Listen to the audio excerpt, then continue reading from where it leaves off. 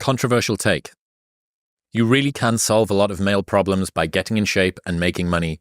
You still have problems. They're just smaller and you have more resources to handle them. The world is there for the taking for anyone who can learn from their mistakes, do what they say they were going to do, and stick with it, even if it's not sexy. What used to make a man acceptable now makes you extraordinary.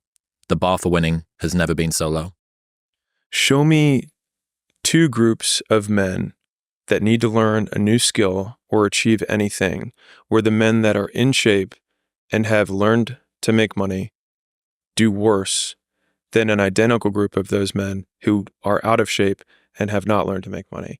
And it's a skewed, purposefully test, because the skill of getting in shape requires many other skills. The skill of making money has many other sub-skills. And so the real question is, give me a group of more skilled men and less skilled men, and I promise you the more skilled men will do better. Yeah. And so for anyone who gets offended by that, you're a moron.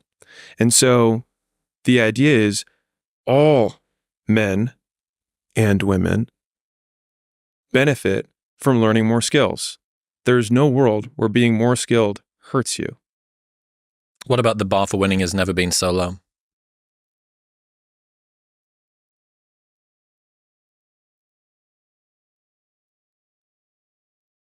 If you think back to college, when you were a freshman, you think, wow, this is so hard or whatever. And then by the time you're a senior, you're like, man, these kids are so soft. And so we remember things as harder than they were. But I also think that there is a thread of reality, which is that the younger generation is softer. And I think we are softer than the generation above us. When I think about the guys who were storming Normandy, and I think about the people who would be attempting to do that now as a class, I think that we are softer. And so the thing is that if you can barely decide to take any action at all and peel your eyes away from your phone for just a moment, it's so much easier to beat everyone else, because most people are overweight, they're distracted, they're poor, they have so few skills, because it has never been easier to start a business, to make money, to get in shape. It's just also never been easier to do nothing. And so in a world where it's never been easier to do nothing, doing something becomes extraordinary.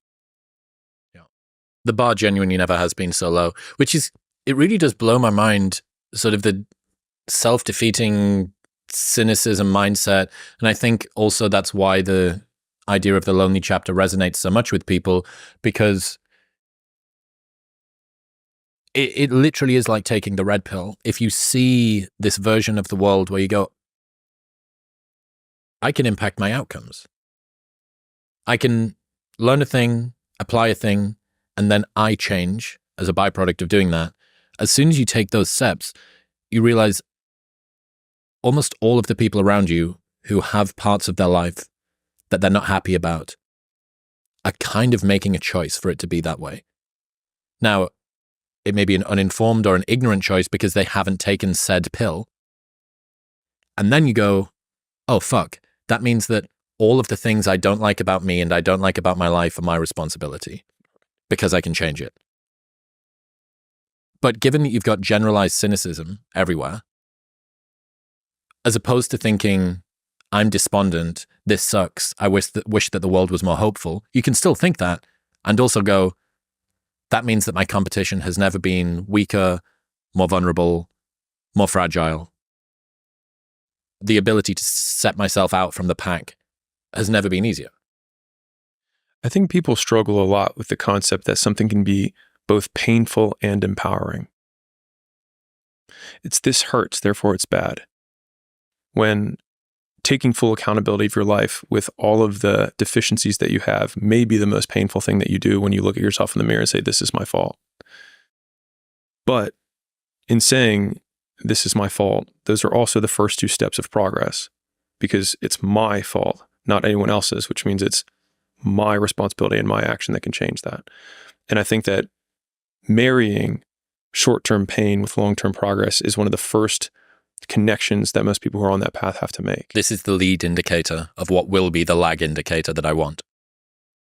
People get frustrated not achieving what they want because they assume that they're going to jump across a cavern in one leap.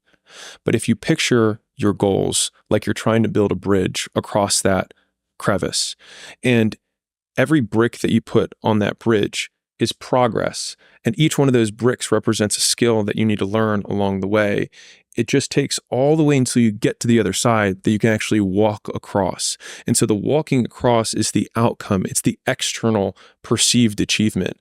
But if you can reframe your progress as, what are the 100 things on this checklist? What are the 100 skills that I need, the micro skills that I need?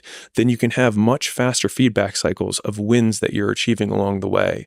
And I think if you can define it that way, then you can feel like you are winning, A, more often, but B, with higher intensity, because as you win, skills stack on top of each other. And so I give this example a lot, but I like it, is that if you learned how to do math, that's a skill. Great. If you then learn how to do accounting, that's a leveled up version of that skill, but you have to know how to do math before you can do accounting. Once you learn how to do accounting, you can learn how to do transactions and structure deals. And then all of a sudden you can become a CFO. And if you learn how taxes work and insurance work, then all of a sudden you become, and you learn how to raise money. All of a sudden you can be a rainmaker.